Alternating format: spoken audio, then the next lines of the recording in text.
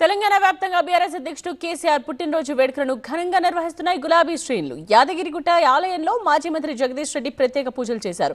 సీఎంగా కేసీఆర్ తెలంగాణను అన్ని రంగాల్లో ముందుకు తీసుకువెళ్లారని జగదీష్ రెడ్డి అన్నారు. ప్రస్తుత ప్రభుత్వంలో రాష్ట్రాభివృద్ధి కుంటుపడిందని చెప్పారు. కులగణన సరిగ్గా చేయని కారణంగా రాష్ట్రంలో ఎంపీ సీట్ల తగ్గిపోయే ఛాన్స్ ఉందన్నారు జగదీష్ రెడ్డి. కనీసం జనాభా లెక్కల్ని కూడా చక్కగా చేసుకోలేక ఇవాళ భారతదేశంలో ఉండే సీట్లు కూడా పార్లమెంట్ సీట్లు కూడా మనకు తెలంగాణకు తగ్గే ప్రమాదాన్ని తీసుకొస్తుంది ఇవాళ మూర్ఖ ప్రభుత్వం.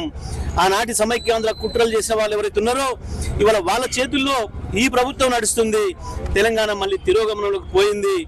భారతదేశంలోనే నెంబర్ 1 రాష్ట్రంగా అన్ని రంగాల్లో ప్రసిద్ధి చెందిన తెలంగాణ మళ్ళీ ఇవాళ అన్నింటిలో వెనుకబడిపోతుంది అంటే కారణం ఇవాళ మూర్ఖుల పరిపాలన తప్ప ఇంకొకటి కాదు.